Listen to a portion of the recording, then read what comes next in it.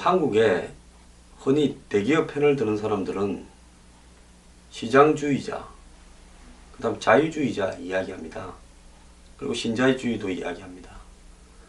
자, 자유주의자나 시장주의라는 부분의 본질은 시장의 흐름에 인위적으로 관여하지 않고 한마디로 개입을 최소화하면서 흐름을 따라가야 된다는 거 아니겠습니까? 이 부분에 대해서 좀 잘못된 어떤 이름을 가지고 이렇게 이야기하지 말라는 이야기를 하고 싶습니다. 자, 시장이 자유주의적 입장에서 보면 완전 경쟁이 가장 좋은 걸 거고, 완전 경쟁 시장이 될 수 있도록 정부는 완전 경쟁을 장애하는 요소만 없애버리고 중간에서 중재자 역할만 최소화하고 운영을 해야 될 겁니다. 그렇다면 이번에 건설이나 해운, 조선, 철강, 석유, 화학에서 일어나는 지금 수백 조에 이르를지 모르는 이 부실한 자금 문제가 발생을 하면 망할 회사는 망하게 만들어줘야 되고요. 자유시장의 논리에 의하면 그런 망하는 회사에 돈을 줘도 안 되는 부분에는 돈을 주지 않고 문을 닫아야죠. 은행들도 자유시장적 판단을 해야 될 거 아닙니까? 돈을 조금 도와주면 더 많이 벌어올 회사에는 돈을 줘야 되겠지만 안 될 회사에는 문을 잠가야 되지요. 그래서 이 자유시장이라는 부분은 자유주의라는 어떤 큰 맥락 속에서 개입을 최소화하는 것, 그런 부분들이 핵심 아니겠습니까? 자, 그래서 신자유주의 흐름이 한때 전 세계 대세가 되었고, 그래서 인위적으로 보호무역을 하지 말고 국경의 장벽을 열어서 글로벌 무역도 하자부터 시작해서 정부가 어떤 개인의 경제활동이나 이런 부분에 개입 영역을 최소화해서 내버려 둬야 된다. 그래서 개인주식 수정 자본주의나 이런 걸 하지 말고 시장에 내버려 둬야 된다. 이렇게 하지 않았습니까? 자, 그런데 한국에는 독점이라는 완전 경쟁에 방해가 되는 거대한 대기업 집단들이 생겨났습니다. 이 사람들은 처음에 시작할 때부터 정부의 선택적 지원을 받으면서 출발부터 독점이 되었습니다. 그런데 이제 완전 경쟁 시장이 되면 그걸 갖다가 독점에 의한 폐해를 정부가 시정해 주면서 자유 경쟁을 하도록 해야 되는데, 이 독점은 지금은 거대한 괴물이 됐습니다. 근데 이런 독점한 괴물들이 지금 사고를 치고 있습니다. 조선해운이에요. 조선시장은 3사가 거의 독점하고 있고, 물론 작은 해운사들이 있지만 해운에서도 두 개사가 거의 독점을 하지 않았습니까? 그럼 이렇게 사고를 치는 문제에 대해서 망하는 회사를 돈을 대가지고 끝까지 살려주고 이렇게 하는 것이 시장과 관계가 있는 것인지 저는 묻고 싶습니다. 자유주의자들은, 자유시장을 주장하는 사람들은 왜 이런 부분에 대해서 입을 닫고 있습니까? 또 하나 묻고 싶은 거는요, 국민이 다수가 가장 고통받는 주거 문제와 관련해서 이 주거 문제도 시장에 맡겨야 되지요. 그러지 않습니까? 시장이 과잉 공급하면 집값이 내려가고 월세 전세가 내려가고, 시장이 과소 공급을 하면 집값이나 월세 전세가 올라가도록 해야 되지요. 근데 정부가 그래도 이 주거 문제만큼은 그런 영역에 둘 수 없고 보호해야 되니까 어쩌고 저쩌고 하면서 임대시장까지 개입을 해서 우리의 이자를 낮춰주고, 그 다음에 땅도 특혜해서 주고 세금도 빼주면서 뉴스테이라는 사업을 하게 하는데, 그러면 그냥 임대하는 시장과 이 뉴스테이 지원을 받는 대기업 건설 시장의 격차는 또 어떻게 해소를 합니까? 그럼 이런 부분에는 왜 자유주의적인 입장을 갖다가 적용을 해서 뉴스테이는 시장을 갖다가 방해하고 있다라고 이렇게 드러내라고 이야기를 하지 않습니까? 제가 이 이야기를 하는 거는요, 산업은행이 투자한 투자처의 59%를 손실을 봤다라는 겁니다. 3조 원을 까먹었대요. 국책은행인 KDB 산업은행은 기업 구조조정 등의 명목으로 투자한 10곳 중에서 6곳에서 손실을 낸 것으로 알려졌다. 그래서 1분기 말 지분 보유 출자 형태로 산업은행이 투자한 기업과 금액은 145곳에 36조 6,388억에 달하는데, 이 중 장부상 평가 손실이 난 곳이 58.6%, 85곳이랍니다. 평가 손실의 규모는 원금의 8.1% 수준인 2조 9,600억 원이라는 겁니다. 산업은행이 기업 구조조정, 신성장 동력사업, 중소기업 지원 등 정부 지원 사업에 투자하고 있는데, 유형별로는 기업 지분에 3조 6,870억을 넣었는데 평가 손실이 1조 2,298억이랍니다. 아니, 기업의 지분을 샀는데 산업은행이 기업의 지분을 손실 나는데 산다는 것은 이건 말이 되는 이야기입니까? 이거는 누가 거기에 사라고 강요를 하거나 압력을 받아서 산 거 말고는 이 말이 되는 이야기입니까? 2010년 말 금융호 아시아나 그룹 구조조정을 위해서 사모펀드를 조성해 매입한 대우건설 지분에서 8,606억 원의 평가 손실이 났습니다. 대우건설을 인수한 금호그룹은 2008년 글로벌 금융위기 여파로 유동성 위기가 오자 금호가 인수했다가 대우건설을 그대로 토해냈죠. 근데 지금 사겠다는 사람이 없어서 산업은행이 들고 왔는데 주가는 반토막이 났다는 겁니다.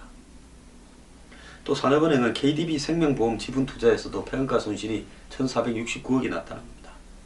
자, 산업은행은요, 전국적으로 망해가는 회사를 갖다가 대신 사주는 역할을 수행합니까? 시장 그 원리에 의하면 이 자유주의자를 자처하는 자유시장 경제를 자처하는 분들이 나서서 이런 일들을 못하도록 목소리를 내야 될 거 아닙니까?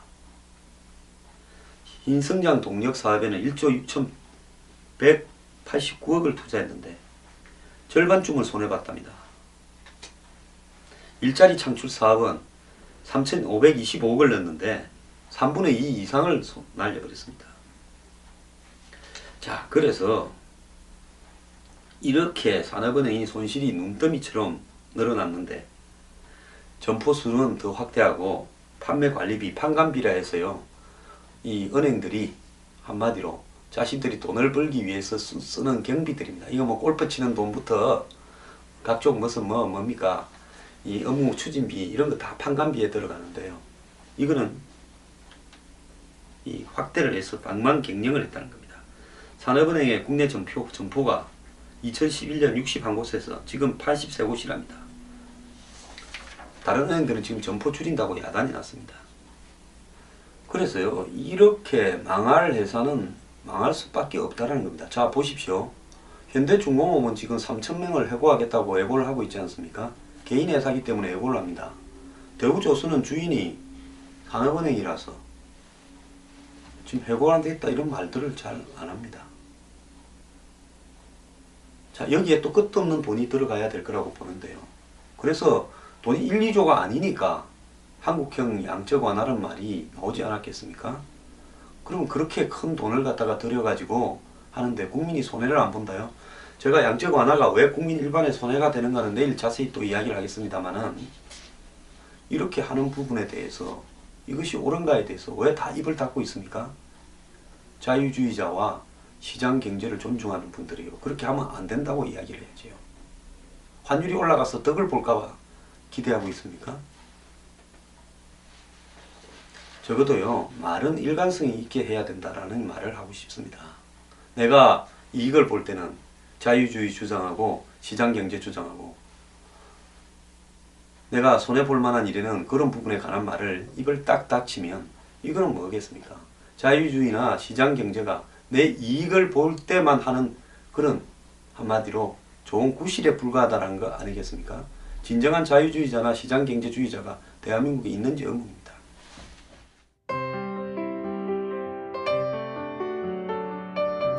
뉴스 브리핑은 저나 미래경영연구소 혼자만 하는 것이 아니라 대중들의 힘으로 정론 방송을 만들어가기 위한 일종의 국민 계몽운동이라 생각하고 있습니다.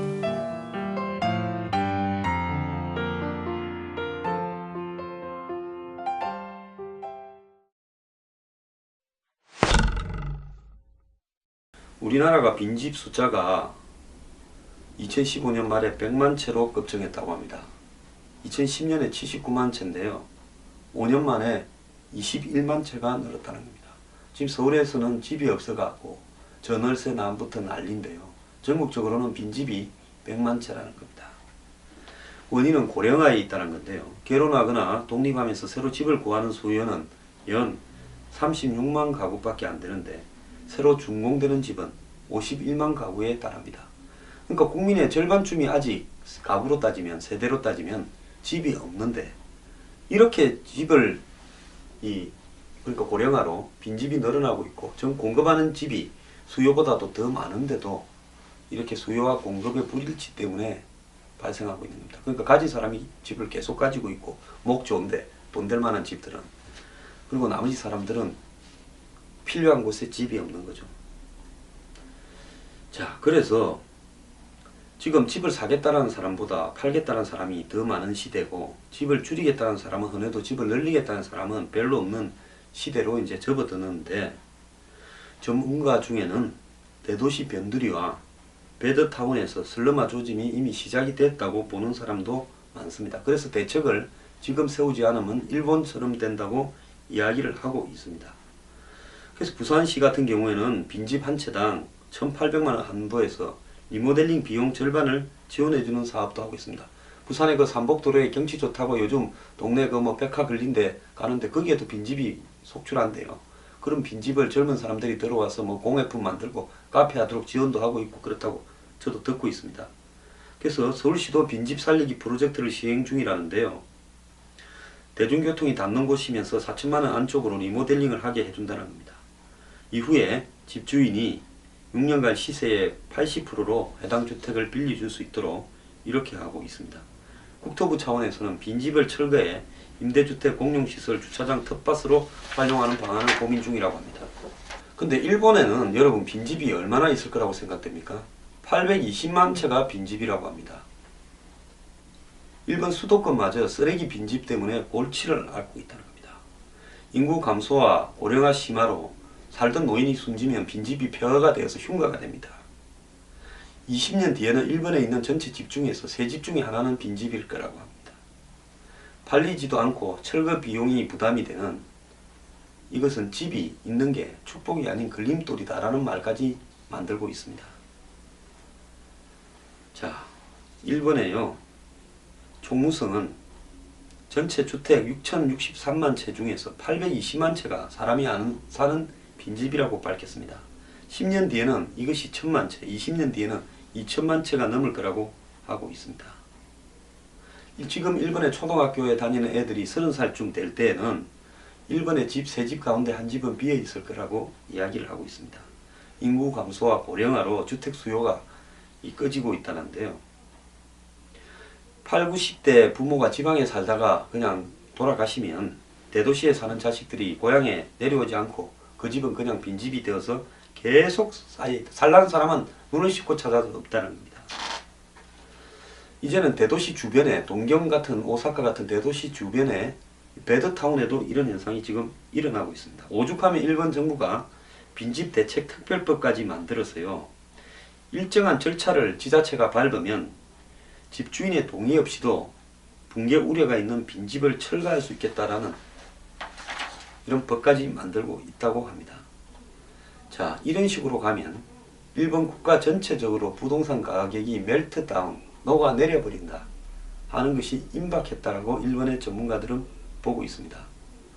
싱가포르 국립대학의 이 부동산 센터에 있는 시미즈 지히로라는 일본인 출신 교수는요. 일본 집값이 앞으로 30년간 매년 2%씩 떨어질 거다. 20년 뒤에는 반토막이 될 거다라고 하고 있습니다.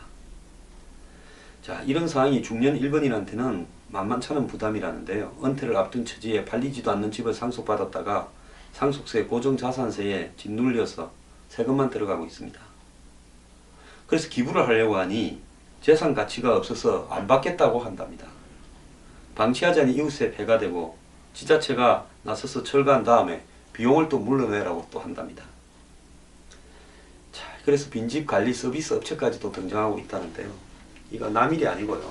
한국이 지금 생산 가능 인구가 이제 줄어드는 단계에 접어들었고 고령화가 일본 이상으로 빨리 급속도로 진행되고 있고 경제가 저성장하고 있고 출산 인구가 세계에서 최저 수준입니다.